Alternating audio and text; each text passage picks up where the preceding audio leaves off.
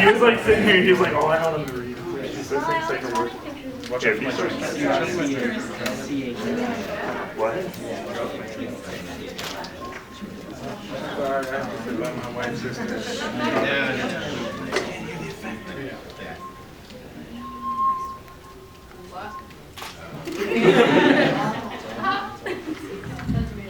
I have a question for all the guys in the audience. How often do you guys feel too horny to be in public? Too much. Right now. All right, thank you for coming out. This is the AGON Coffee House, and my name is Beef Strokes. I will be hosting tonight, and I guess I have some explaining to do. The truth is, I cut myself, and it wasn't on purpose. It wasn't on purpose.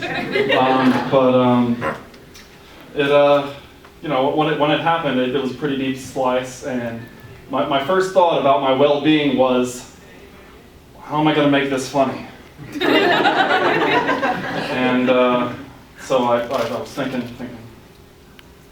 well, I can't jerk off. Damn it, I can't jerk off. Well, let's see, does it hurt? She Jesus! Hey, I just made a new curse. She Jesus. I like it. So, after all that, I went to the doctors because fuck you. And you know how in the doctor's office they have those pamphlets for all of the little medical instances that you may be a little too embarrassed to talk to the doctor about, such as scabies or rotten ball syndrome. Well, I saw one that really piqued my interest, and so I took a copy. It's for monthly testicular exams, and it's just a man. He's looking really happy and checking his testicles, dressed as an umpire. And since Albright College is an establishment of learning, I am going to read it to you. Okay.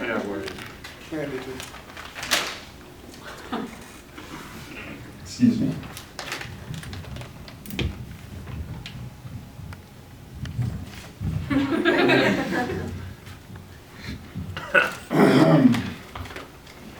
Why is self-exam important? By checking his genitals once a month, a man can find health problems before they become serious. Cancer of the testicles is the most common cancer among young men. It usually can be cured if it is found early. Other problems, including sexually transmitted diseases, STD, can also be found by self-exam. The best time to examine your penis, scrotum, and testicles is after a warm shower or bath. Then your scrotum is soft and the testicles hang down away from your body. How to examine your genitals. 1. Roll each testicle between the thumb and finger with both hands. A normal testicle is firm, smooth, egg-shaped, about 1.5 inches long. One testicle may be a little larger or hang lower in the scrotum. This is normal. Feel the epididymis behind the testicle on each side. It should feel soft, rope-like, and tender. Number 3. Check the skin on your scrotum and penis for sores and little rough bumps. These could be signs of STD, such as herpes, syphilis, or genital warts. Number 4. If you are not circumcised, be sure you pull back the foreskin. Check the glands and the inside of the foreskin. Number 5. Look at the opening at the tip of the penis. It should not be red or painful. A yellow or white discharge could be a sign of an STD. Number 6. Feel your groin area on both sides for any lumps or swollen glands. What is normal? I'm sorry. What is not normal? If you feel a lump or hard area in the testicle. If the whole testicle feels harder than usual. If one side of your scrotum is very swollen. These could be signs of cancer, even if there is no pain. What if I find something? Any lumps in your testicle or groin, any skin scores, bumps, or other changes in your genitals that do not seem normal should be checked right away by your healthcare provider. Don't wait. Your health depends on getting care as soon as you can. Have a doctor look at any changes that don't seem normal. Men have saved their lives with self-exam.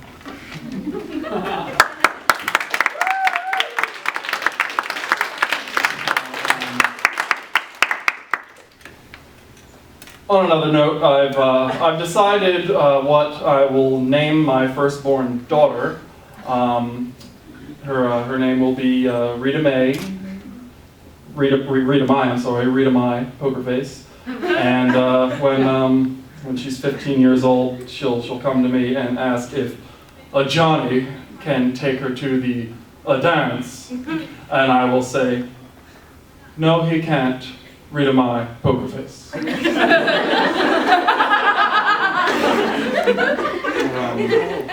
Gonna do some characters for you.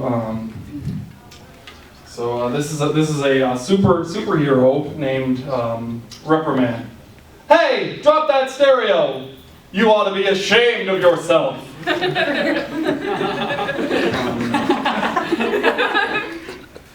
All right.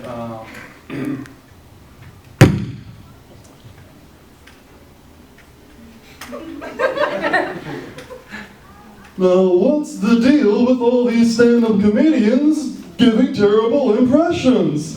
It's not so hard to give a good impression! just some ad-libbing right there. All right, I feel in any given performance it's important for me to put in a poop joke. So you know, poop jokes are fun.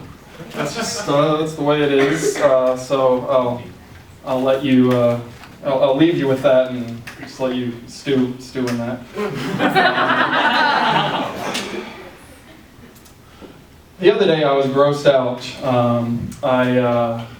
I purchased one of those new water enhancement, super concentrated little bottles. And it has little oranges on the picture, so I assumed it would be colored orange. I was mistaken. When I poured my water enhancement, I was very surprised. So I'm gonna perform a demonstration for y'all.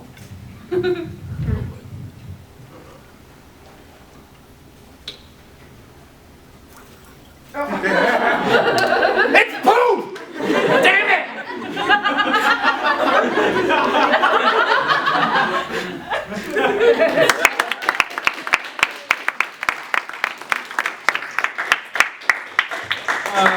Thank you. I would like to call to the stage Ben Brooks. A short story, and it might help if you close your eyes. So, alright. It's entitled World of White. I get off the bed, only to sink down to the cold, tiled white floor. The bright light from above reflects even brighter off the white walls and tiles. In an attempt to block it out, I let my eyes fall shut. The blackness that surrounds me is comforting and peaceful, and it welcomes me with open arms. This scene of normalcy does not last long, for many colors invade. Blues, browns, grays, greens, and purples swirl around, making me press even closer to the floor, trying fruitlessly to block it all out. Then the yellows, golds, and oranges came in, and mixed as well. Soon the colors aren't just random swirls and blobs, but the memories of last summer. There I am, smiling and looking truly happy. I'm surrounded by friends and family. Trying real hard, I can almost hear the chirping of the birds and laughter, but I cannot feel the warmth of the sun or the love from those around me. I'm completely numb. From there, the greens, yellows, and oranges swirl and fade into dark browns, blues, and purples. I see myself hidden in a corner. No one can find me there. In this darkness, I am safe. Here, it's okay to be numb, to feel nothing. No one has to understand why I'm not capable of love, or why I can't find real happiness. In the darkness, I am safe. But this doesn't last long. There he is. With every step, he gets closer to me. With every step, my body pulses with hate and anger, and my heart cries out in pain. But I don't let it show. Oh no. He's right in front of me, and he's trying to tell me that he cares, that everything will be okay. But I know it's all a lie. It's never gotten better, so why would it now? For the first time in a long time, I smile as he watches me plunge into a sea of red. As my eyes flutter open, I reorientate myself with my surroundings. First, I feel the cold tires under me. Then I look up at the blinding lights that illuminate the white brick walls. Feeling a hint of pain, my eyes gaze upon my bandaged left wrist, and with a twisted smile, I watch as a splash of red sleeps into my new world of white.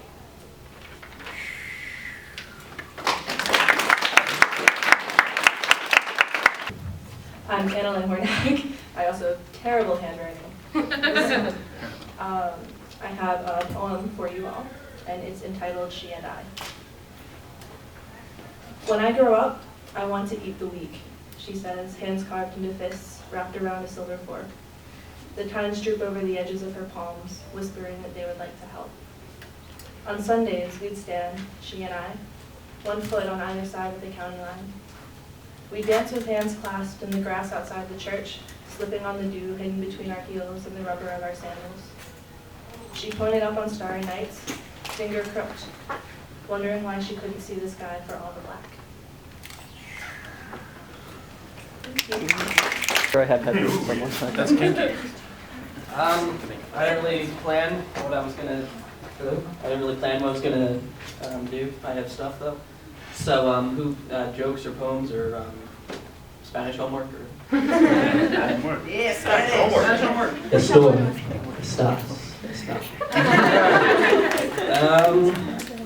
Let's see.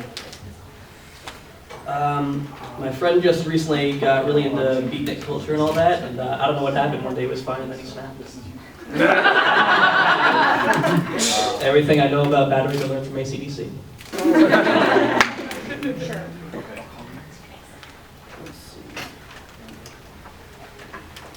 I go on a lot of first dates. Great joke.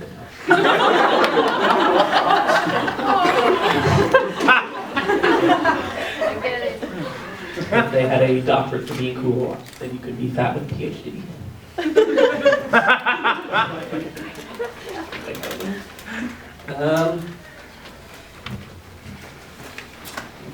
Alright, so there's this horse that really likes carrots. And every day, this horse's owner, this boy's about 12, doesn't matter, but he takes him into town every day to do chores and stuff, and he used to ride a horse, so he takes his horse with him. And this horse, I can't even tell you how much this horse loves carrots. He can't get enough of it. So the boy goes off to do his chores, and the horse, he goes over and scoops over by the carrot stall, you know, where the guy sells vegetables and stuff, but he's there for the carrots. So he goes over and he starts poking around, you know. And the guy's like, hey, get out of here. We don't send horses here. The horse is like, so he goes off. He knows when he's not wanted, you know. But he's a smart horse. He knows what he's up to. So he goes out. He gets like a hat and a fake mustache and a bow tie. He comes back. Comes up and starts sniffing around. And the guy's like, why, hello, sir. How may I help you? And the horse is like, nay. The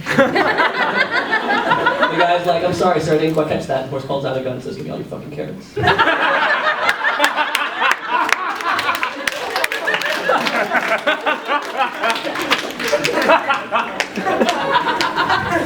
As always, insightful, Patrick. Thank you. I have two readings for you today. One happens to be a poetry piece, and the next is a short story. Silence. It is in silence that I hear the most noise. My thoughts rush in and out through my head, craving the sole attention of my conscience. They often keep me awake at night.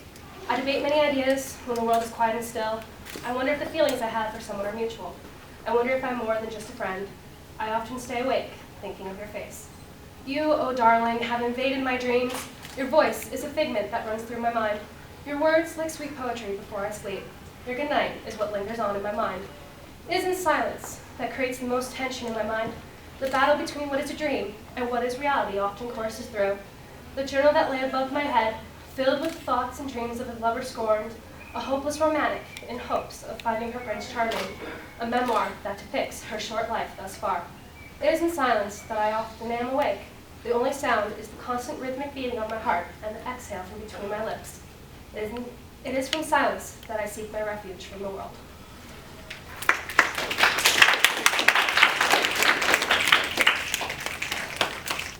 And it goes. Her fingers trickled over the ivory keys, the sweet harmony floating overhead. Her body seemed to move with music. With every inhale, she took in all her problems of the world, fading into arbitrary blackness. The only thing that mattered was that piano. Her blood-red hair curled and fell over her shoulders, kissing the gossamer fabric that hugged her body. The bodice was drawn tight to confine her breathing. As the music grew in intensity, so did her passion. Her long, slender fingers quickened in speed. In brief moments, it almost looked like the piano was playing on its own. She withdrew from her position, the keys continuing to move downward, the music flowing freely from the piano. Violet eyes pierced through the darkness. The woman refused to play puppet any longer. As she stood, the music stopped. Her fingers moved towards the white silk ribbon in her hair. Slowly, the ribbon came undone, the porcelain mask crashing to the ground. The woman was unmasked, the pianist reborn.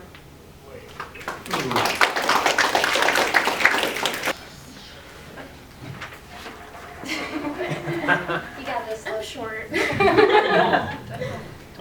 Thank you. Alright.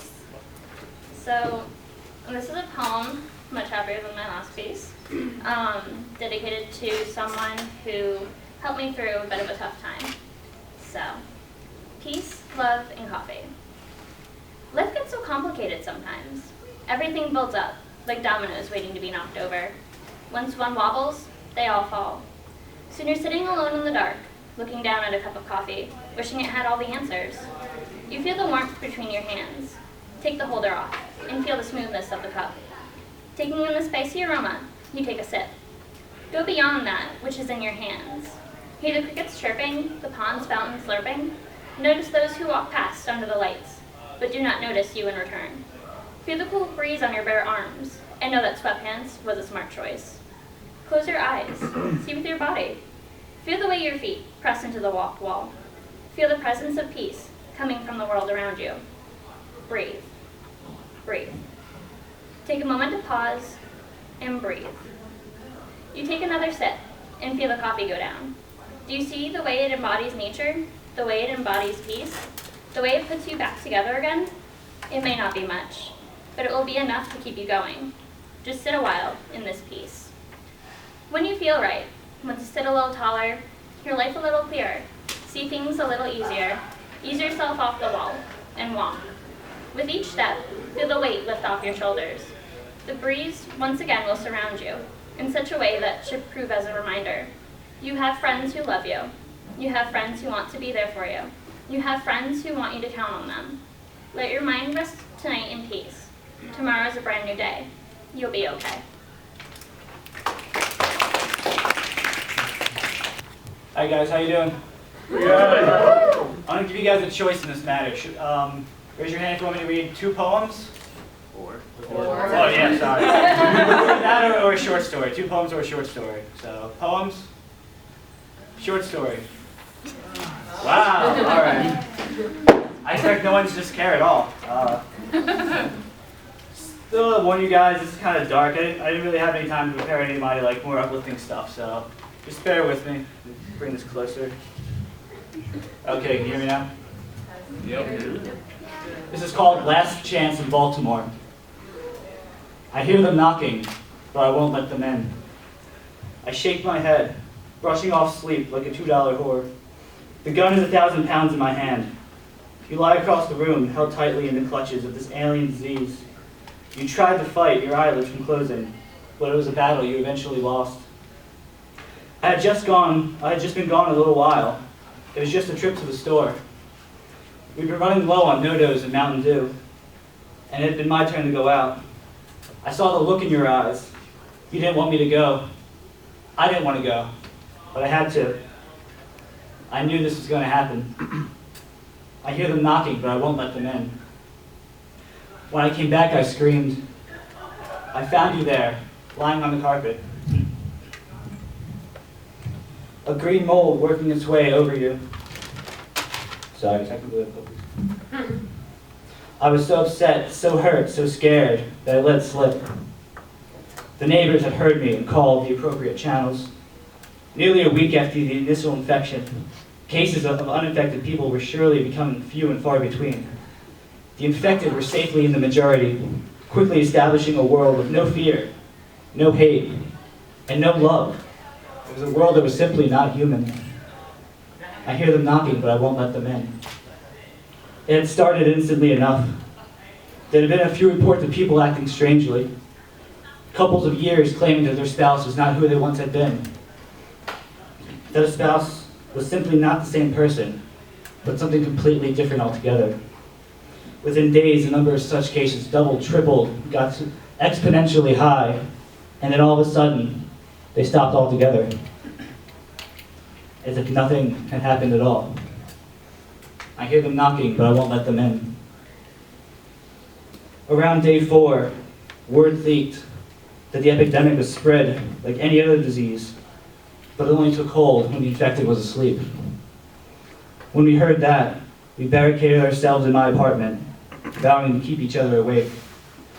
I'll never forget the look in your eyes when you promised that you would die before you would ever let them get me. I hear them knocking, but I won't let them in. Being out in the world was a nightmare.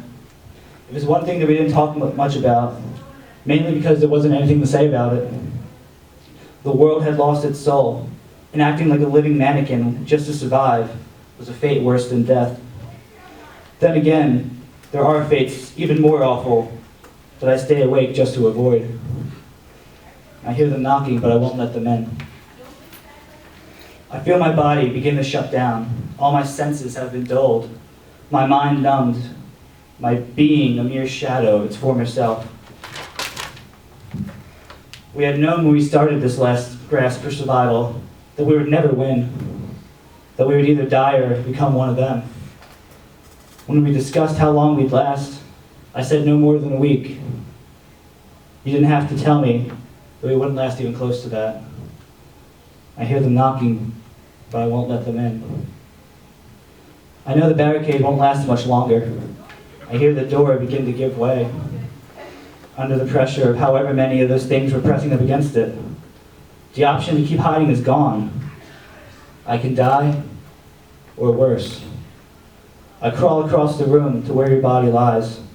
I don't know how long the transformation is supposed to take, but it looks like there's more infection than you at this point. Careful not to interrupt the process, I gently lift your head and place it in my lap. A tear, lonely and delicate, runs down my cheek, coming to rest on the green mold that was once your face. I whisper that I love you, and then I put the gun to your head. Pulling the trigger came easy, knowing that you were already gone, and that I'd see you soon. There's a crash as the front door burst open, and the godless figures struggle with the furniture that I stacked up to buy myself some more time. I put the gun in my mouth and close my eyes. I hear them knocking, but I won't let them in.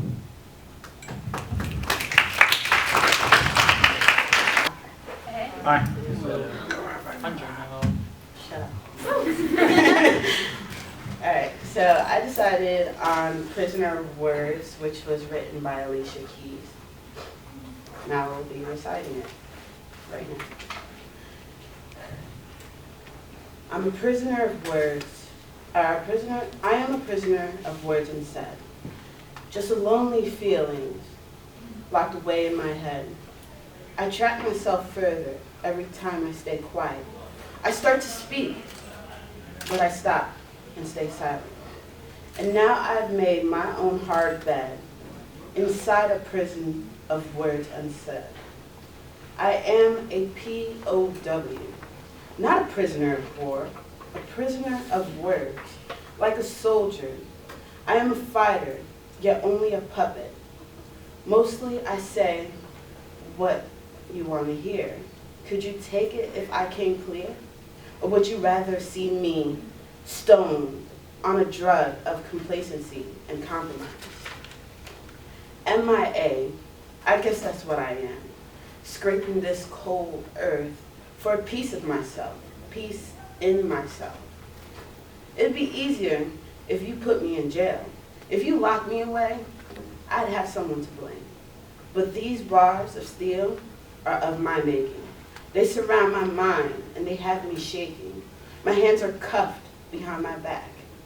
I'm a prisoner of the worst kind, in fact. I'm a prisoner of compromise, of compassion, of kindness, of expectation, a prisoner of my youth. Run too fast to be old. I've forgotten what I've been told. Ain't I a sight to behold? A prisoner of age dying to be young. To my head is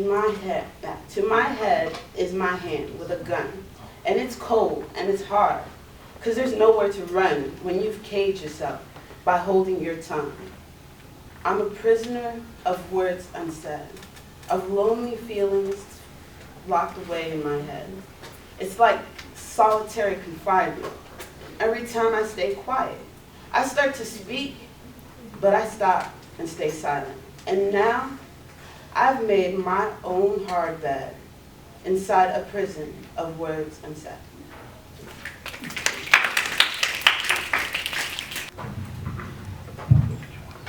How's it going, everybody? I decided I'm going to change things up a little bit. Tell you guys a little bit of what I think about living here, Reading in Pennsylvania, and just coming up here up north. I will tell you the one question I hate, especially living up here, is the question, where are you from? Okay, so maybe you don't know why. I will tell you I grew up as a military child. And maybe you guys knew someone that was a military child. We moved around a lot. I see someone right in the second row. So the things that go through my mind when someone asks me, where are you from? Oh, I was born in Hawaii. I lived there for 2 years, but I don't really remember what it was like. I lived in Georgia for a little while too. Oh man, they would never get that. Oh, and shoot, I lived in North Carolina for a while. Oh man, do I tell them that too? Jeez, where do I start? And I just tell them, I really don't know anymore. There's just so many places I've lived at. I just tell them I don't know anymore. And I have to think that people up here, the people that don't live in the United States that come here, or knowing what Girl Scouts is. My chemistry professor, right before a quiz one day, decided he was going to give us the new conversion factors. And I'm thinking, oh my God, what have we missed? You all get this feeling, right? So he simply says, rather writes on the board and says, 1 gallon equals 4 quarts. We just laughed. He simply said, I'm not from the United States. We said, we know. And I think of other things too that we take for granted. Take for granted electricity. Well, I have to say that the electricity in Smith Hall absolutely sucks. It is not. The dimness of my room is comparable to that of a cave. My night vision has improved exponentially since I moved here. So, maybe yours has too, but I know the ones in Walton Hall are very bright. Unfortunately, I can't see in my room because I'm blinded by their lights after I go to Walton Hall. But we're not going to go with that too.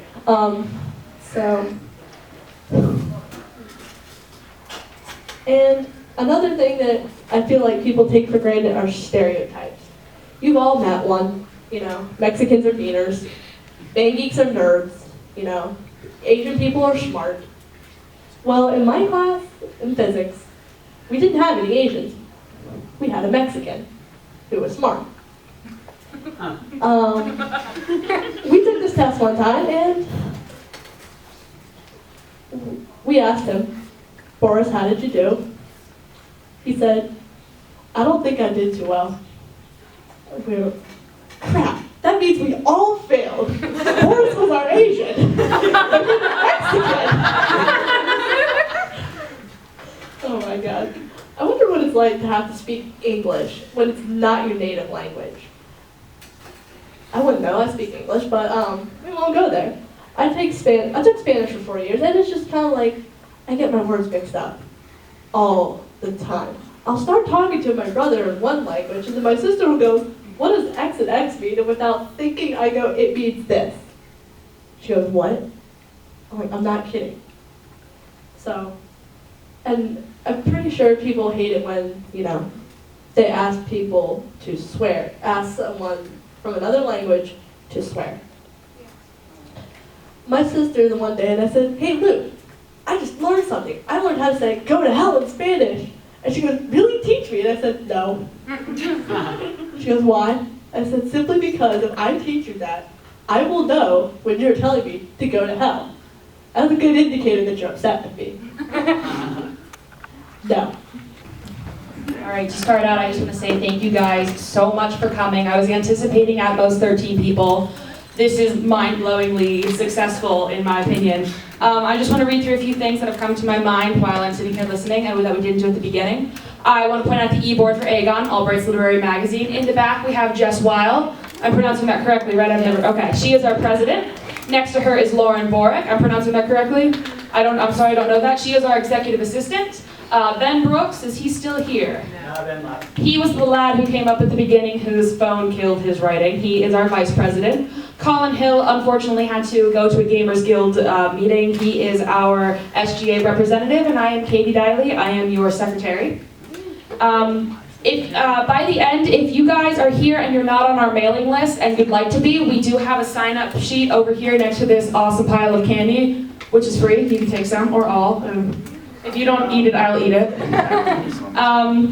I want to give a huge thanks to Dr. Pancross for taking pictures, to Pat Gibney for recording this, to Beef Strokes for agreeing to host. What a great decision. To the Albright's Visual Arts Organization for providing, and I want you guys to take a look at this when you can by the end. We have some lovely student paintings over here. These were all done by Albright students. This is the creative arts educated poem in the middle of somebody's story. That's a beautiful thing. That's inspiration. On Sunday, this Sunday, Burke's Bards, which is the fiction, and it's called Everywhere Broken Glass: Vacation with the Diley Family. The whole Diley family hasn't been on a vacation since 2008. My parents and siblings, Sean and Jill, twins, traveled to the beach this past. A trip to Wildwood, New Jersey sounded as pleasant as dancing through a thorn bush while wearing a bikini. The first time Sean, Jill, and I saw the ocean, we were children. At that age, the beach looked like an exotic expanse of burning sand sitting beneath the glittering strip of blue ribbon that devoured the horizon. The mixture of smells, sunscreen, salt, and dead fish, presented a magical world for my imagination. Fourth grade me set off with a shovel and pail, searching for mysterious tide pools, for the cute, cartoony critters that frolicked and played in their cool puddles, removed from the big picture of mean, shark-infested waters. Every seagull had a family, every dolphin wanted to play with me. I couldn't wait to explore this treasure trove. Instead, I found a dead horseshoe crab, seaweed, and jellyfish. A lot of jellyfish. While I have nothing against vacationing, the ocean lost some of its appeals in the years since then. No longer enticing, the sea glares out at me with the gray-blue stare of murky depths, holding as much mystery as a dirty bathtub. I may not know why the bathtub's dirty, and I don't really want to find out either. Sand is too hot, too much, and littered with broken glass. The beach itself is the color of a bleached skull. Now, I'm much too conscious of my appearance to frolic in the cloudy waves of New Jersey water. I try to relive that childhood excitement, but whenever I call that mesmerizing flame of exhilaration to blossom next to my heart, I only wind up in a state of waterlogged disappointment. It's like hearing about a movie's twist ending before watching the movie. Those non-existent gleaming tide pools cease to excite. I shudder at the idea of another family vacation for the sheer fact that I don't think my family is capable of tolerating each other for the duration of a beach trip. It's impossible. Back then, a 9-year-old and 2 5-year-olds would obey no matter what, sort of. And a fun time could be had by all. But we're all grown up now and wildly independent, or so we think. However, I have no doubt that, despite this, my parents will, at some point before we all move out, try to stuff us in the car and drag us back to Wildwood. But it's not gonna work. I adore my siblings and I love to spend time with them. But in a car or a hotel room, I can't lock myself in my room to seek a simple escape. That's the problem. We have to interact with each other the entire time. Jill and I get along very well as long as one of us isn't in a mood. Sean, on the other hand, climbs behind a wall made of headphones and classic rock, zipping up his mouth from the moment we leave, pining over his forced separation between him and his 14-year-old girlfriend, a tale most tragic. Jill's the only one who can get through to him, but that's because of their freaky twin ESP, stuff I only pretend to understand. My mother, although well-meaning, tends to say the wrong thing at the wrong time every time, but she's always right, a fact the family has come to revere, or else. Launching one of us into another silent-eyed frenzy of eye-widening, teeth-grinding rage. And my oblivious father just wants us to get along, but he has no idea what anyone likes. Still, we grab the smiling wax lips and hold them between displeased mouths. It's been years since we've been to the beach, but if we went back anytime soon, we'd wipe each other off the face of the planet with our arguments and general dysfunctionality. Jeb, will you watch the road? My mom's voice turns into a screech when alarmed. Jesus Christ, Pat, I saw him! Bullshit, you saw him? You almost rear-ended him. Here, let me find the song. She slaps his hand away from the stereo, but not soon enough. I got it, Jesus! Sean just stares out the window and sighs, equating his life of angst to an emo band's music video or something equally pathetic. Jill elbows him in jest, but he grunts and whines a complaint in her direction. Jill and I laugh. Mom tells us to stop. We fall silent. The car ride continues as such until we arrive at the motel, the Seagull, 3rd floor, every year, and check in. Then it's a flurry of, when can we go to the boardwalk? I'm hungry. What do you mean I have to share a bed with Katie? Who's got the sunscreen? We forgot to pack towels. After that screaming match, our temporary neighbors steer clear of us until we leave. Wandered out, clad in 2 small Speedos, macrame bikinis, and leathery skin. The sun shines like the blast of an atomic bomb, burning our retinas. Like zombies, we meander onto the sand. We spend the rest of the day following a schedule. After the beach, we run back, shower, and redress only so we can go out to eat. One glorious year, we bought steak and corn on the cobs from the local Acme in the ghetto of Wildwood, near the bizarre abandoned triangular house in desperate need of a paint job, and cooked it on the motel-provided grills near the pool. After dinner, we head out and do some sightseeing, either walking the boardwalk for the first of 1 million times or heading into Cape May, because it's infinitely prettier than Wildwood and everyone knows it. We just can't afford a vacation among the whitewashed porches of the Victorian era gone by. But that's our problem. My family, and to an extent, I think, all families, want to live in the past. We look at it with the shining eyes of remembrance and longing, believing it necessary to relive those blue-tinted days of childhood shenanigans. It doesn't matter that we've grown, and so has Wildwood. What matters is that first enchanting vacation, when we were able to look past all that broken New Jersey glass on the beach, the result of late-night beer bottle fights, I always thought, and see the beauty underneath. The tide pools I searched for in my youth only existed in my imagination, but then that was all I needed. To search for them now, after so many years, is one thing, but it's wrong to expect to find them. Thank you. Afraid of dying tomorrow. Let's make tonight an Irish night. Freedom isn't free.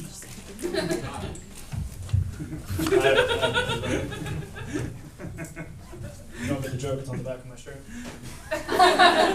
Boo. I did the thing Katie told us to do and write a poem in the middle of somebody else's thing. I'm going to open with a joke first. This was reminded of the girl who was also a military brat. I like to think that I live an interesting life, and that I was smuggled out of Germany when I was 7 months old.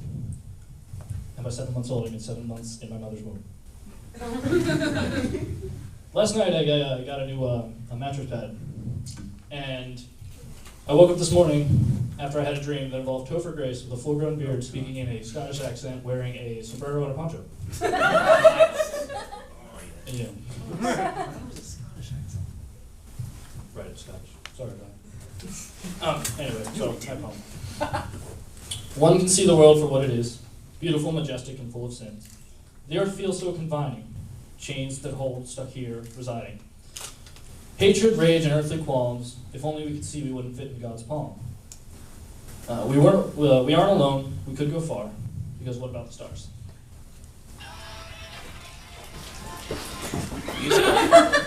hit you right between the eyes.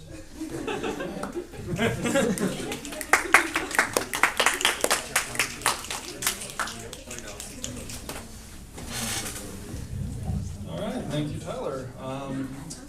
Let's see. I'm sorry, but Joseph Tuzlino. Not quite sure. You know, deep, well, I came from a bad handwriting. That's the second time that's happened. Yeah, it's all right. Unacceptable, Joe. Unacceptable. This fine. This is perfect. There you go, I guess.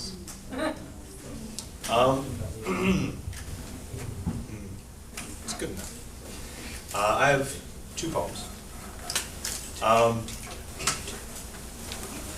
Forgot the first line. Oh, this, I'm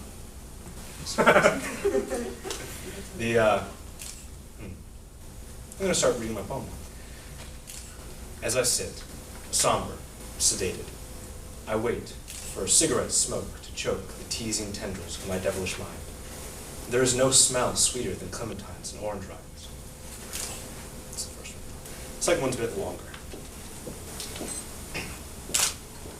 If I could catch a sunbeam in my teeth, incorporate its luminescence into my smile, I would stand outside grinning at the sky. If I could steal the spine strength of trees and use it to stand just a little taller, I would become a mightily industrious lumberjack. If I could capture the confidence of the river as I lay on its banks and cure my stuttering heart, I would build a boat to live on and spend my days afloat. I would do all these things and more, for nothing else I've done has gotten you to notice me.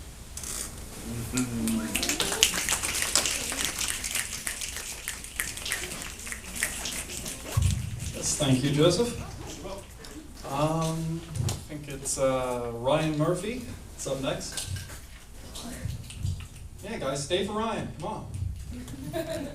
Come on.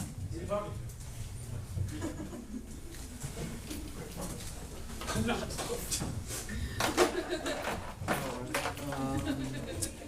think the guitar should be low enough without amplification, but yeah, just stand talk close to it. All right, I want to play a song for you guys. It's something that I wrote, but inspired by a children's song. Also, I want to open up with, I'll call it a joke. I was talking to a friend of mine, and they told me about their experience with a popsicle stick. Now, I'll tell you the joke that was on the popsicle stick, and I'll let you decide if that joke should be on a popsicle stick. What is the hardest part of a vegetable? The wheelchair.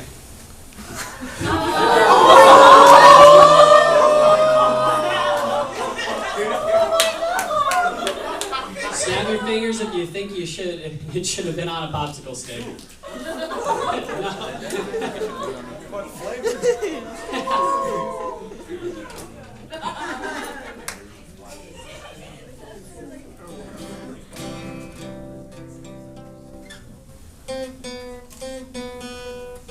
Sorry, I think it kind of went a little out of tune while it was sitting over there. I'll sing it anyway.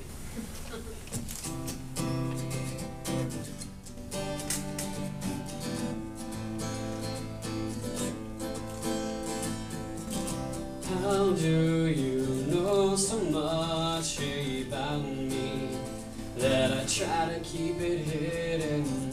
But you seem to be extremely good at investigating that. And now you give me absolutely no choice. I can no longer hide away from those beautiful eyes that stare straight into my soul. You try to keep me whole. You are my sunshine, the light of my life. You bright up the sky. You'll never know, dear, how much I love you. So please don't take my sunshine away.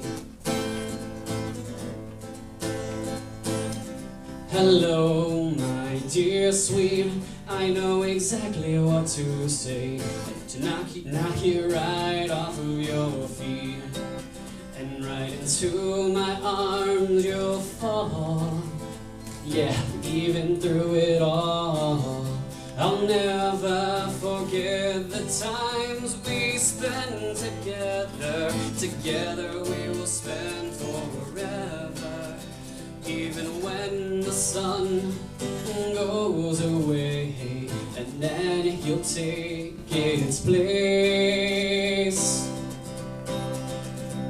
You are my sunshine, the light of my life. You bright up the sky. You'll never know how much I love you. So please don't take my sunshine away.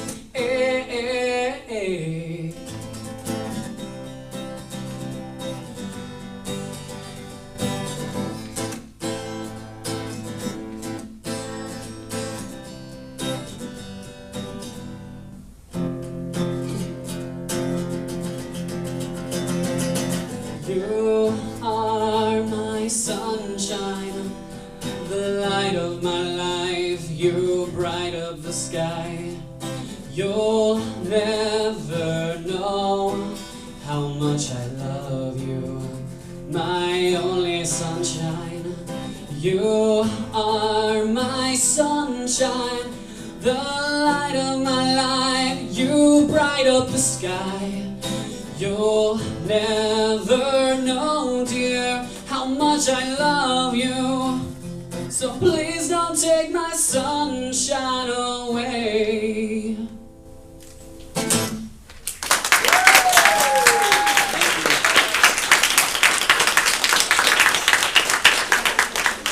Alright, thank you, Ryan.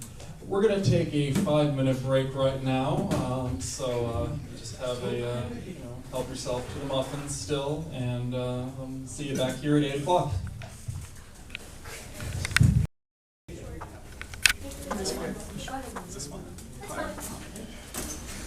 Okay, so before I begin, a little background story on the poem. I come from a town in Clark, New Jersey. If anybody has a Twitter, you all know it because of hashtag help find Kara. I'm sorry. Other than that, about a year ago, our valedictorian died. She got into a car accident, and I knew her pretty well because I both sing and I'm a flautist. So to her, I created a poem called A Toast to Life. To know how you are far from alone, you can be held during the darkest of storms. It's like to walk with someone on the lonely road home. To understand why the world is the way it is, why it is so cruel and unyielding, why must the good always die young? To feel the grass beneath your feet, the warmth of the fire as it embraces you, the air around you as it sweeps you off your feet, the water as it washes away your pain.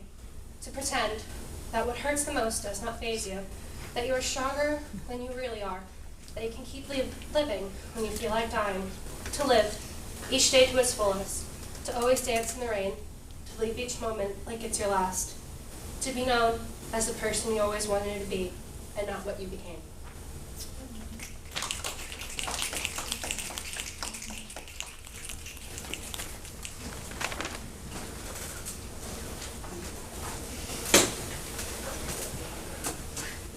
Thank you, Marianne.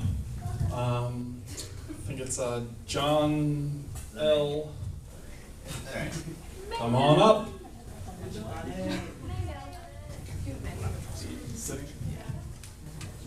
Like the computer.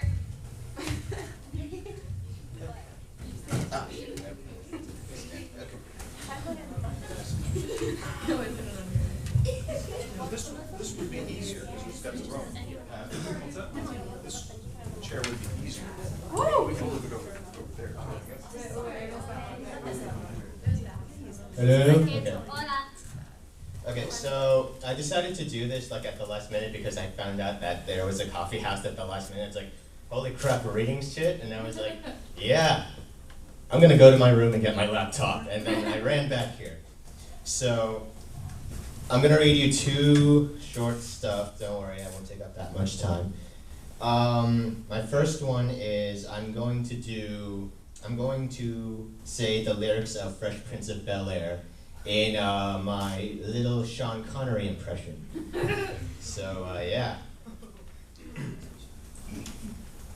In West Philadelphia, I was born and raised. On the playground is where I spend most of my days. Chilling out, matching, relaxing, all cool. Shooting some b-ball outside of the school. When a couple of guys, never up to no good, started making trouble in my neighborhood.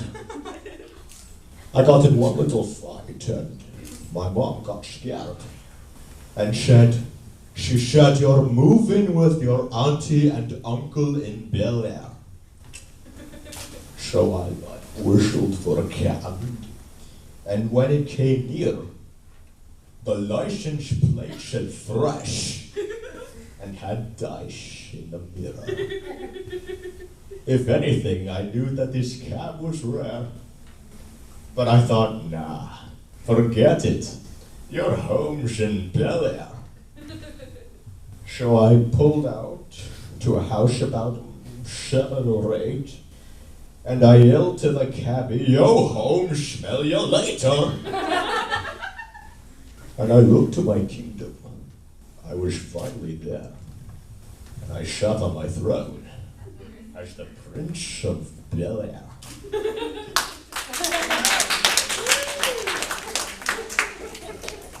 Okay, yeah, this is actually a lot easier. Okay, for my next route now. That's not on. That's not on. Okay, stupid.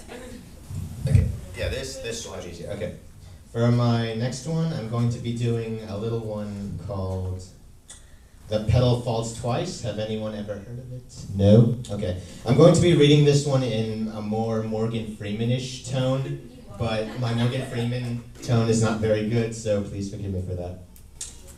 Okay, The Petal Falls Twice. Felt right. She slowly licked and tickled his peony. And because she was so smart, combined the words in her head, like an expression explorer of old. Slickled, she thought. I'm slickling his peony. No matter how brilliant her wordplay, the result was the same. Gary's peony was now erect. It looked like a quality bar of peony-scented soap in her hands. Without warning, she gave it a swift headbutt, because men like that. All men like that. Poor Melinda. That's the good stuff. That's the stuff that makes me forget about my problems. Melissa derived satisfaction from this comment, despite the mangled pronunciation of her name. She could feel her horny levels rising to 30%, and her hoo-ha was getting right slimy with anticipation of participation. Gary, need me sex inside, please? Damn, Melissa thought. I wish there was a better way to say that. Gary was only too eager to comply. He wrenched his peony away from Melissa's grubby paws and thrust it inside her hoo-ha with a thunderous orgasm. She was pregnant, but that could be dealt with in the morning, provided she was still alive. Outstanding stuff, Melanie, Gary chortled. I knew I could just go to sleep now, but I would like to continue satisfying you, sans peony. Gary nudged downward, and his peony was nowhere to be seen. What in have you mindy? Just sit back and relax, kitty cat. Melissa did just that, falling back onto the bed and stretching her perfect 7 body, eager for Gary's attention. He started working his magic immediately, and she felt all too familiar heat rising from her breast. Gary was crouched over top and pooping all over her unbelievably average body. Gary, so stinky. That's just the poop, baby. Let it work its magic. I can't see anything. That's because you're blind now, Mildred. Thank you.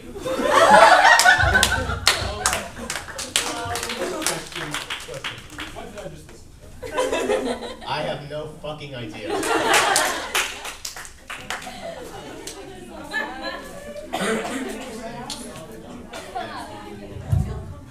Thank you, John. Emily Pickett.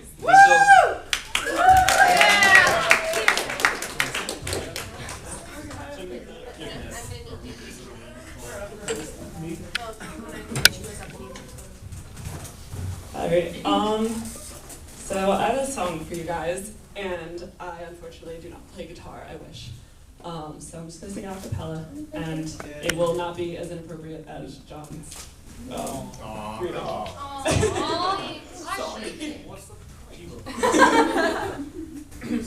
so I didn't write this. This is a song called Things I'll Never Say. It's by Avril Lavigne. So, okay. I'm tugging at my hair, I'm pulling at my clothes, I'm trying to keep my cool, I know it shows. I'm staring at my feet, my cheeks are turning red, I'm searching for the words inside my head, 'cause I'm feeling nervous, trying to be so perfect. 'Cause I know you're worth it, yeah. If I could say what I want to say I want to blow you away. Be with you every night, and I'm squeezing you too tight. If I could say what I want to see, I want to see you go down on one knee. Marry me today, guess I'm wishing my life away. With these things I'll never say, they don't do me any good. It's just a waste of time.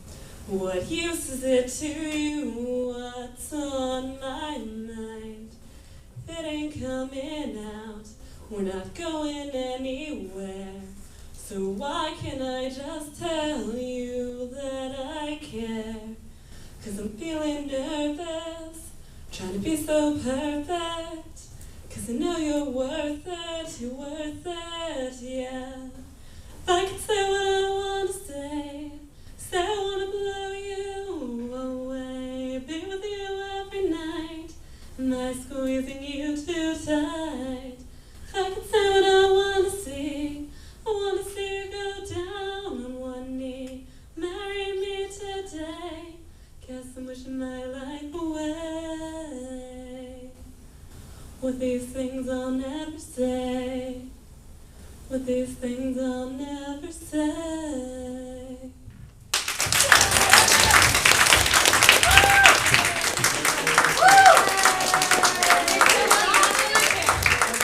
Thank you, Emily. That was beautiful.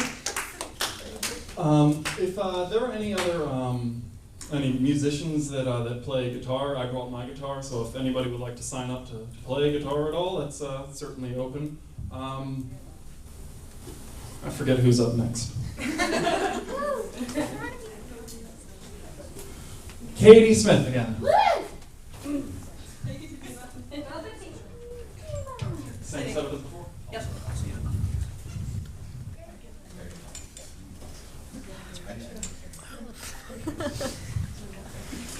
How's it going, everybody? Hi, Hey, Marianne. I'm just gonna transition you guys from my last funny thing to a more serious thing. I want to tell you guys a great story. It was for an exam by a professor in college. He told someone that they had to write a story, a class. And he said it has to be as short as possible, it has to involve religion, mystery, and I think something else, but I don't remember.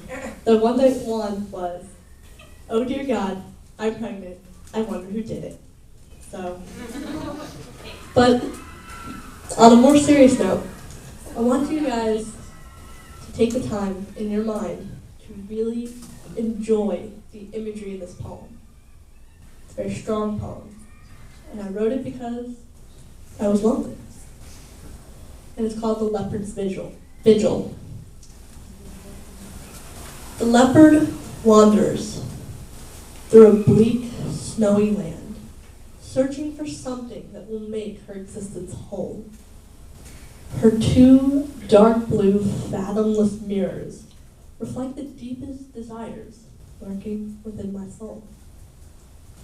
The gentle wind wraps its arm around a lonely beast and bestows a loving kiss upon its lonely brow.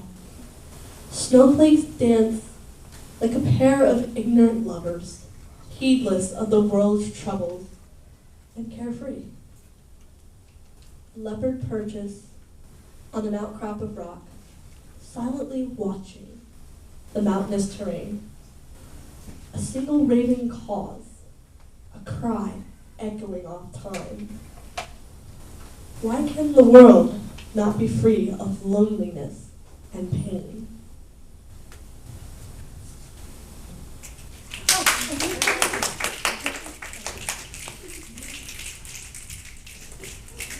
And I will read to you another one.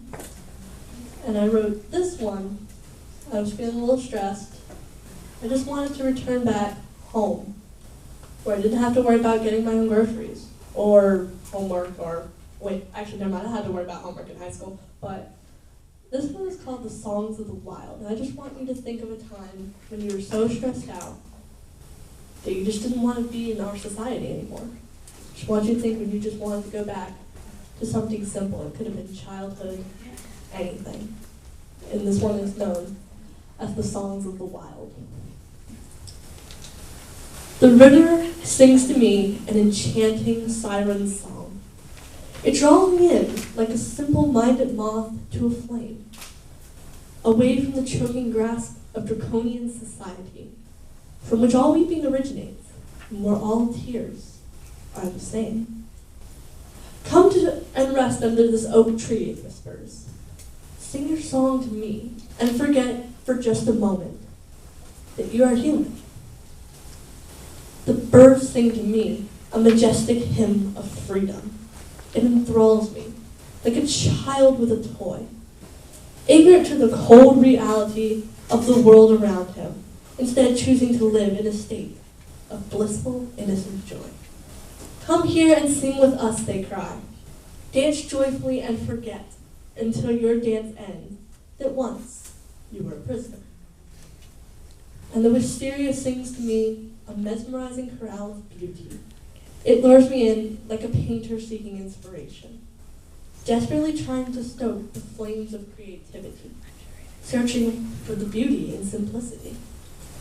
Come sit with us, the beckoning blossoms say, and write your song without fear, and forget until your song is completed that you could not sing.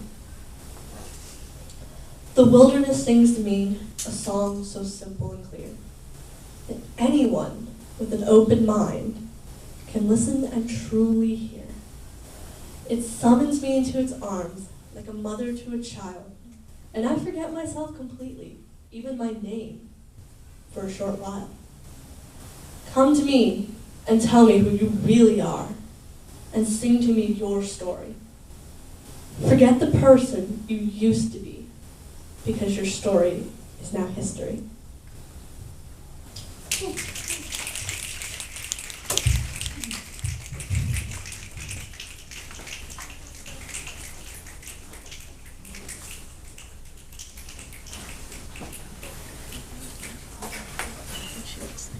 All right, thank you, Katie. We have about 40 minutes left, so the rest would, keep it on the shorter side. But I'd like to welcome Stephanie back up.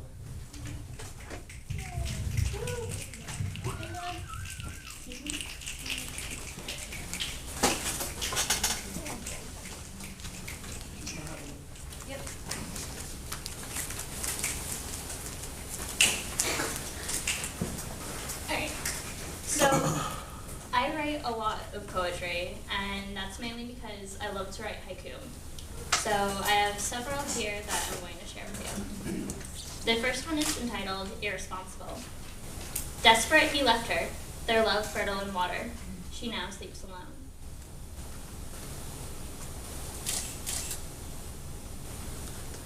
The next one, just a fake. Hell-bent on acting. You don't know what's up or down. Who are you really? Not your problem. Having to play God, trouble is bound to follow. Just stay out of it. Photograph. Catch a glimpse of time, standing absolutely still, and relive the past. Your smile. I had forgotten what having feelings was like. You've warmed my cold heart. This one's entitled Nap Time. Wake the sleeping beast, under penalty of death. Silence is golden. Chance. Let's be honest here. It happened for a reason. Nothing's a mistake.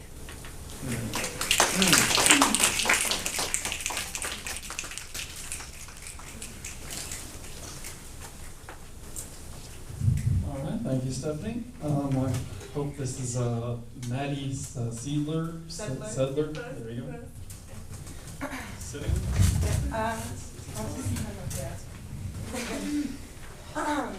Okay, so this one's kind of morbid. 2 years ago, I lost a really good friend of mine to suicide. So this poem's kind of about that. Okay. Do not forget me in the darkness, for I am stuck in this light, left remembering the past, remembering the moments we shared. The moments, what we talked about, the moments passed with you. I did not let the moment end, my grasp did not release.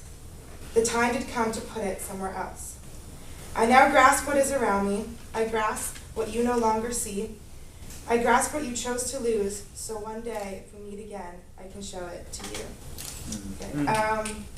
And then, on a lighter note, I'll share a little Halloween joke with you. Okay. Why did the skeletons run out of food at the party? Because they be goblin.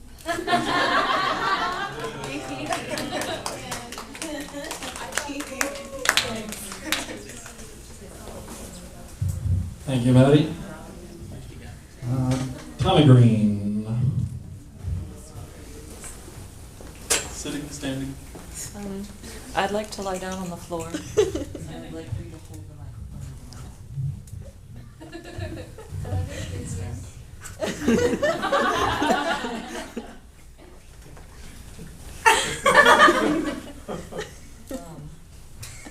I don't actually go to this learning asylum. But for those of you who don't know me, don't worry about it.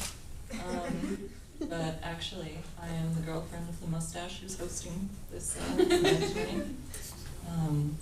I wanted to start with a joke and then perform for you all a song that's really just quiet and spoken and not lyrical. And, it's about not being prepared.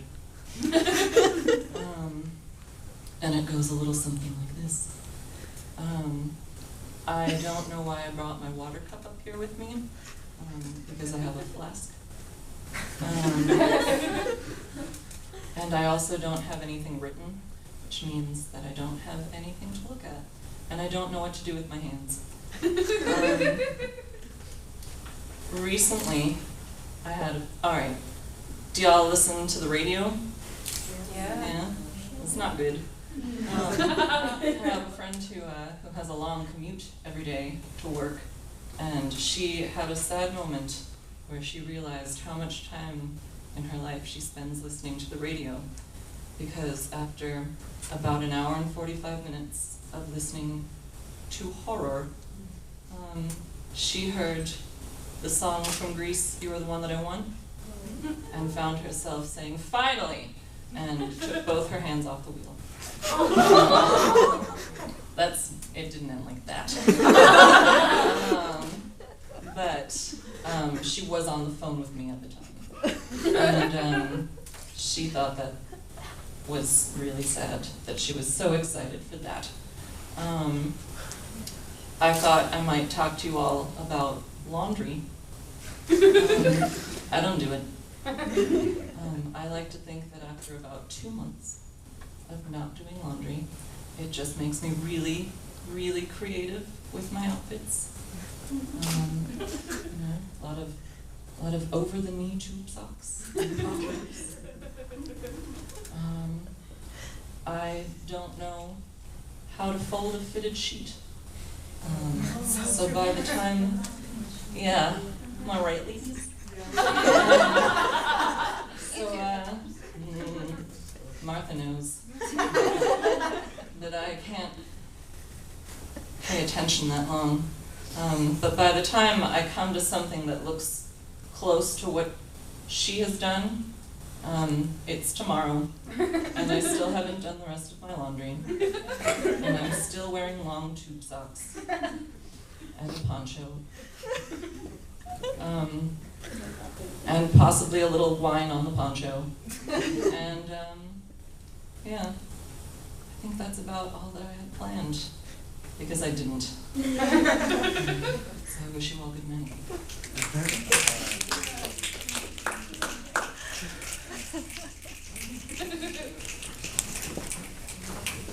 Tommy Green. It's pronounced Shell Pro. Pat again. Alright, I don't want to record this. This brings me back to a memory that I had. I was about 9 years old, and they had brought in this big, heavy-set, black, dark preacher, and he started off his sermon, "Thank God for chicken."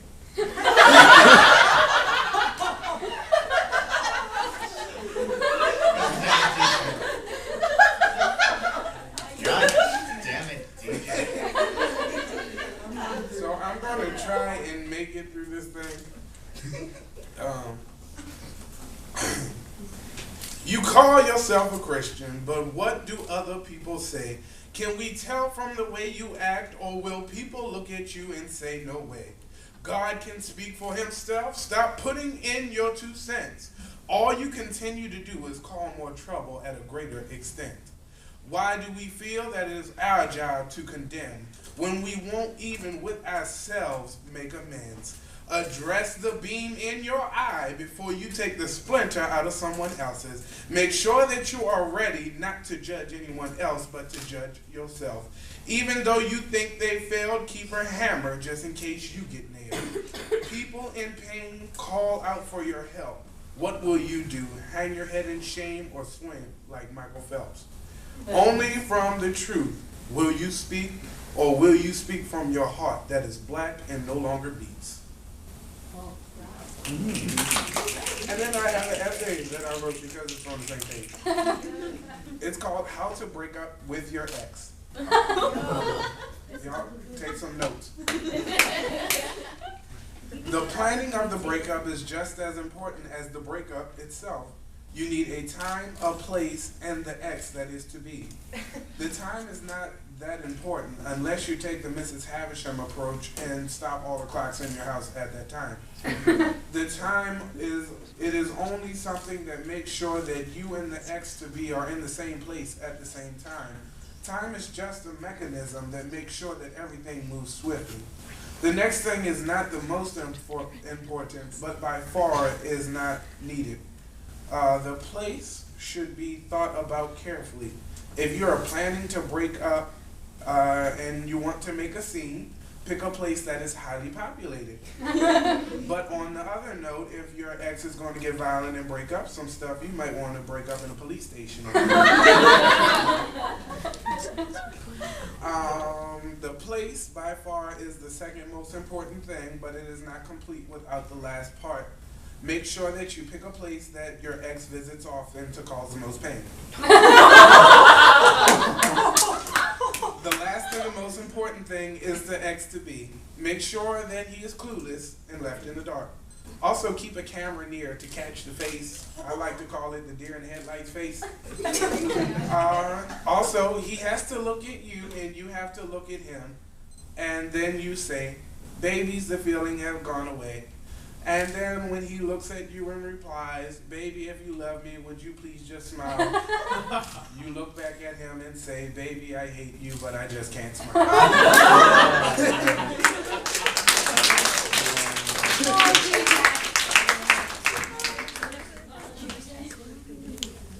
Thank you, DJ. Thank you, DJ.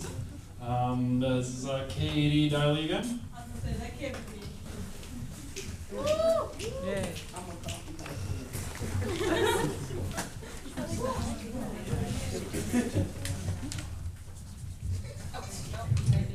Okay.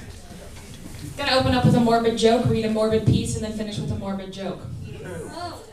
Why did Sally fall off the swing? She had no arms. She had no arms.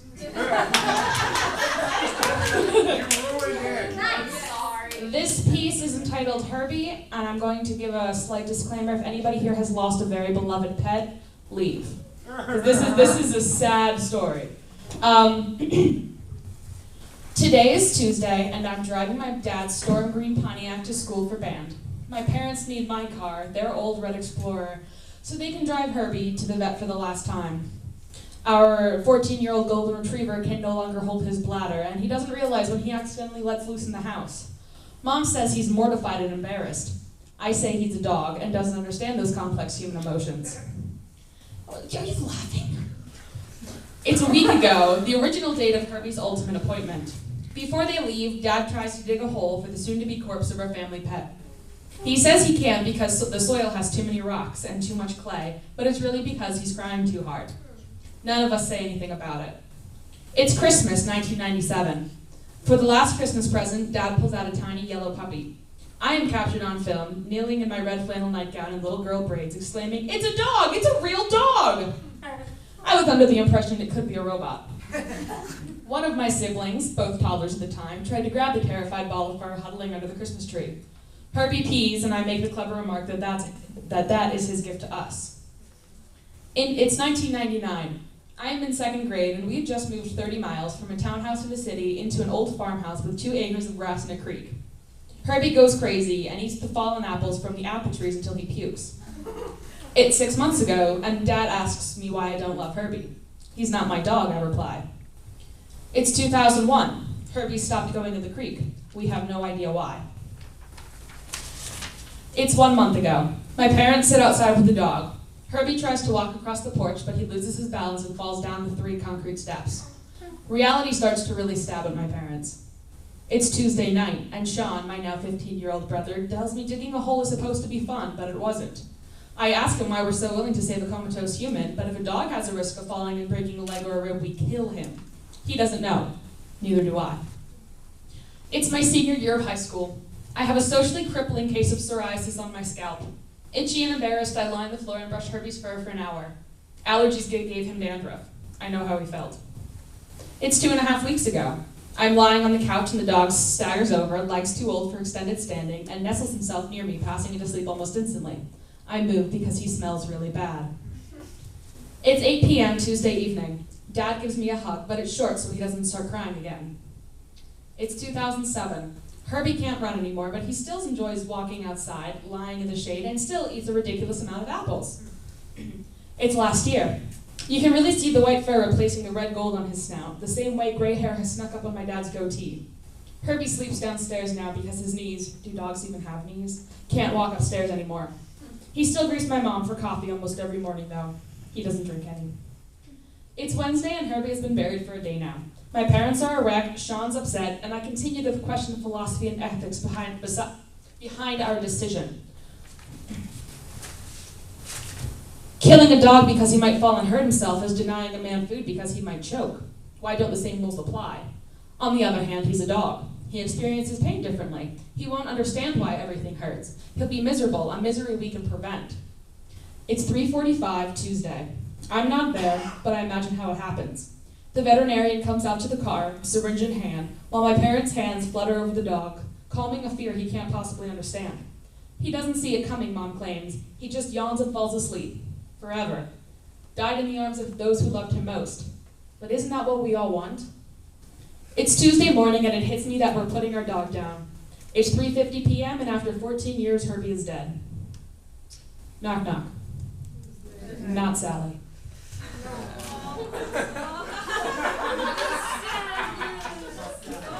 I apologize.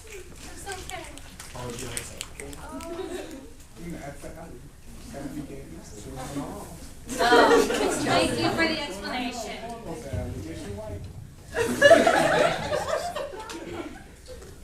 Joseph.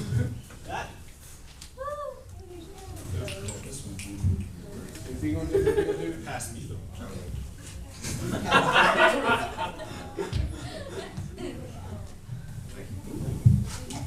want to sit on this chair. If that's okay. Watch the feather. He looks very suspicious.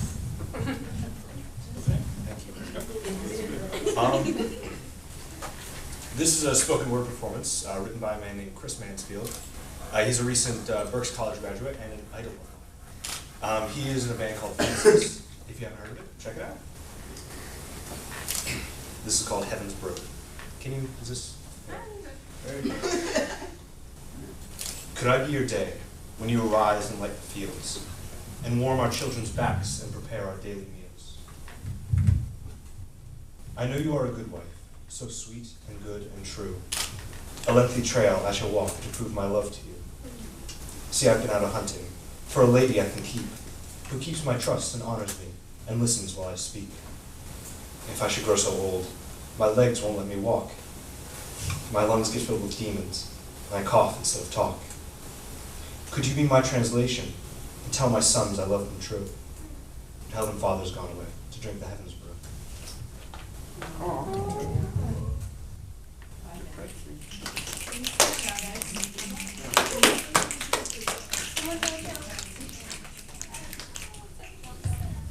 And Raphael Rior.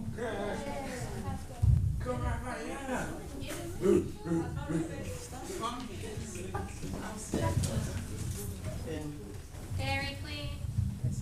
I love you. I let joke about chicken. I'm actually going to tell a joke about lesbians. But anyways. Can you tell your story? Yeah, my story's going to be in here. Okay. So, I call this Pink Water Birds of Paradise. It's not really a poem, it's more like a rant. But, okay, how many of you guys like pink? Color? Pink the color. Yeah, it's my color. Okay, great. 'Cause I hate pink. I absolutely hate pink. I'm sorry if you like pink, but I hate pink. Because I bet you like one of you right now is just like, well, fuck you. I'm like, what's on it? Depends on. But seriously, like, it's girly, it's bright, it's happy. My mom wanted me to wear pink. She wanted me to adore pink until I was like 4. And I actually believed pink was for girls and blue was for boys. So I'm going to my first day of pre-K. They're like, what's your favorite color? And I'm like, pink, because it's a girl color. And then this other girl goes, well, not really. You can like any color you want. I'm like, holy shit. Blew up my world right there. Boom, she just shattered all the rules. So now my favorite color is blue. So ever since then, never liked pink. But you know what? I do like boobs. Boobs are awesome. They're round and soft. I mean, who doesn't like boobs? A lot of people like boobs. You know what boobs mean to me? Boobs mean pink, and pink means breast cancer. And I had a friend who I almost lost because of breast cancer. So ever since that day, all I do is carry pink. I may not like the color, but I like it to me. So therefore, I wear pink at least once every day. Pink also reminds me of lesbians. Now, that's why I hate water. And you're probably wondering, how does pink, lesbians, and water link together? I'll explain that later. But I hate water, especially in the form, I mean, it's cool, but not in the form of open water and swimming pools. Especially beaches, they're gross. I remember going to the beach one time. The water was green and some other unexplainable color that I doubt is in a crayon box. And then my mom said, go ahead and swim. The same lady that wanted me to like pink. So I decided, okay, I'm gonna stand near the beach. I'm gonna go stick my foot in the water. I run up, and immediately after, a bunch of lifeguards is telling everybody to get out because they have to harpoon a giant dead fish because the water was that dirty. Never fucking going near beaches again. But, you know, back to the whole pink and lesbians thing. Now, I'm pansexual. It doesn't mean I go around fucking pants. It means that I'm into the intimate relationship between, you know, two people disregarding what's on the outside. Now, lesbians, they're on my list of irrational fears now. Because of the same reason I don't like to swim. Now, the last time I told this story, well, not the last time, but one time I told this story, someone was like, so you decided to go join the swim team. Did you know you were trying to break the stereotype that black people can't swim? I was like, really? Cool. So I decided I'm going to join the swim team. Freshman year of high school. I'm pumped. I'm not going to drown. So I'm doing pretty good. I'm learning how to float. And third day comes in, I learn how to float and move my arms. Awesome. And then I go into the shower room. Mind you, I'm afraid of females at this time. I'm 13, I don't know what's going on. I don't know anything about the human body. So I'm in the corner trying to undress. Random wild lesbian with pink hair appears. Just hugs me, naked. We're both naked. Just hugs me. Boob on boob action. Says, welcome to the swim team. Smiles at me, skips away. Butt flapping in the breeze. I am freaking out here. About to pee on myself. I'm like, what the hell just happened? I think I just got molested. Just ran home. No, I did not like it. Maybe I'll like it now. No, back then, no. Just no. So I'm just laying there thinking, please, no more lesbians tomorrow. So I go back to swim, and I'm like, okay, no pink crazy lesbians. Awesome. And then I'm back in the shower. I'm still kind of petrified, because I'm like, any one of y'all fuckers could go ahead and molest me any minute. So I'm there, I have a bar of soap, boom, it falls on the floor. I'm like, oh shit, I already know I worked in prison. I'm not doing this shit. So I'm standing there in silence. Everybody in the room is just staring at me. I'm staring at the soap. I'm staring at everybody else like, you know what? There's free soap on the floor. Go ahead, take it. And I just ran out, then come back. Then like a couple days later, I'm like, okay, I'm about to try the swim thing one more time. I meet the swim coach for the first time. I don't know where the hell he's been for a whole week, but I finally meet him. And then it's just like, oh, I heard he's a pedophile. That's it, fuck it, I'm not swimming anymore. And that's why I don't do water, swim teams, lesbians, no. I like tubing. Tubing's fun, never again. I almost drowned, but it was still fun. Yeah, I tried tubing going to a camp. Mind you, in my cabin alone, only my cabin, everybody that slept on my side were all bisexual lesbians. I don't know why. It was weird. But anyways, tried tubing. Me and my friend, we're trying to go on the boat. We tell the boat to speed up, it slows down, and then it just stops. Just stops, right in the middle of the ocean, and we fall right in. I'm screaming, because, you know, I didn't learn to swim because of the fucking lesbian. So, I'm screaming for my life.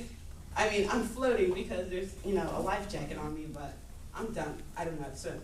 So they pull me on the boat. I'm shaking like a leaf, and they're like, do you want to do that again? I'm like, hell yeah, I want to do that again. So, love tubing. But I made a lot of friends from camp. I also lost friends too. One time I went to California, and I went to a robotics trip. And one of my close friends, she also didn't know how to swim. Yes, she was black.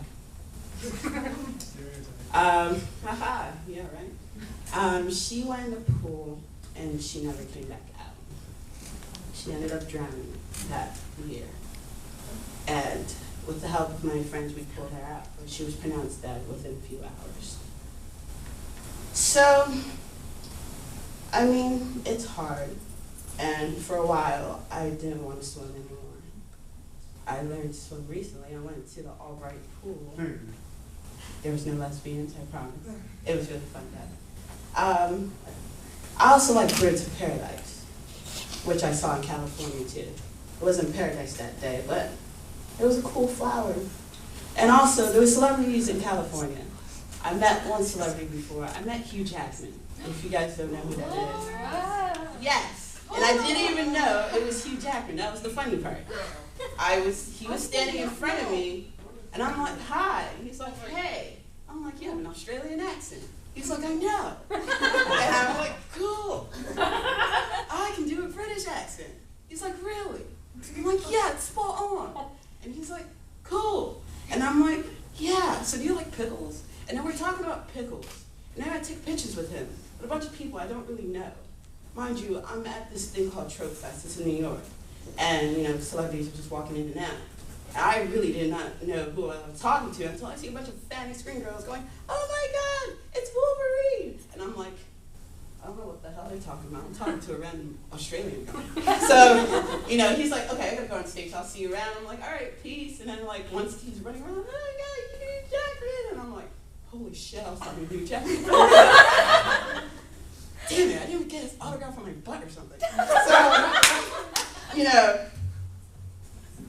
if I ever see him again, I'm going to tell myself, oh God, I hope he doesn't like pink. That's it.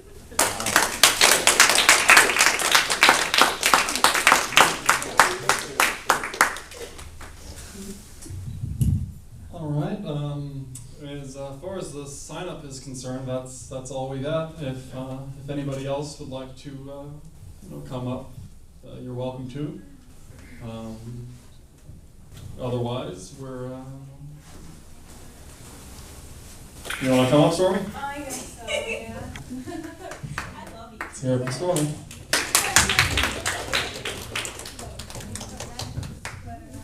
Don't you be snapping pictures? Just read your paper. I'll sit. Okay, so this is written on a shopping list, so if it looks ugly, it's because it is. Okay. Oh, come on, that flare.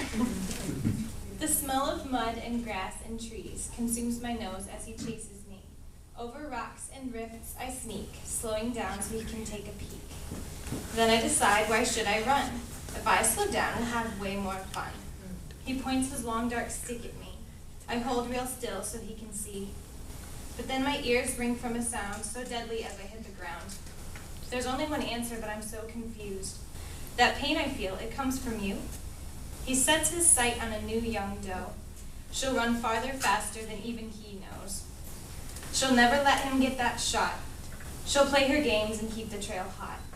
My last thought as I lose sight of his face is she really worth the thrill of the chase?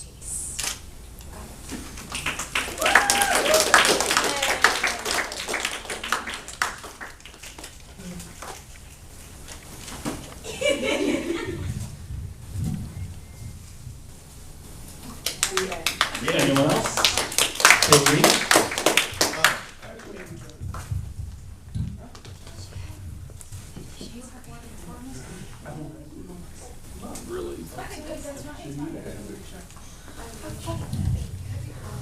All right, everybody, it looks like this is coming to a close. I want to thank you all just absolutely 100. This was absolutely amazing. Like I said, I expected 15, 20 people tops.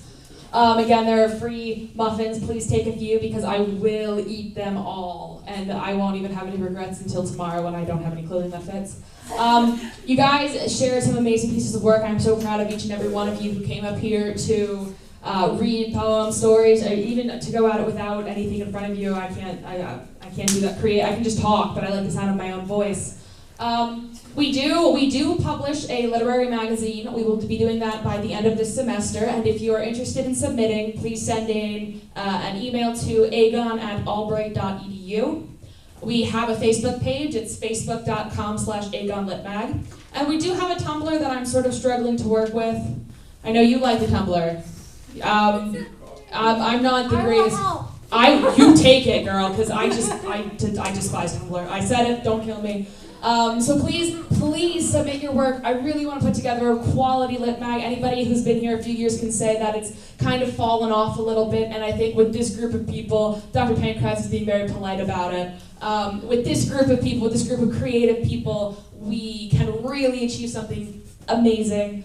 We hold meetings down in our offices. Anybody know where our office is? In the creepy hallway. In the creepy hallway. You go down into Jake's and there's a hallway to the right. It says Volunteer Center. We're at the end of that hallway. We're going to get a sign soon.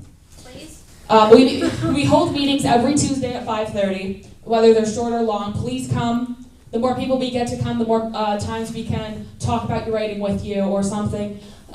Within the next few weeks, I'd like to have a workshop in the student gallery, AVAO, right? Okay.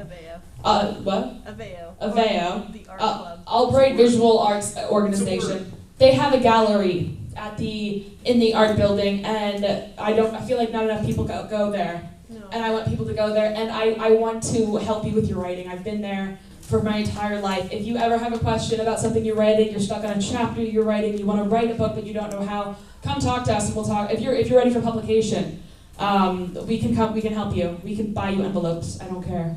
But I want to help you guys, and we all want to help you guys. Send us an email, agon@albright.edu. Submit. Come to our meetings. Come to our next coffee house. Thank you. Good night.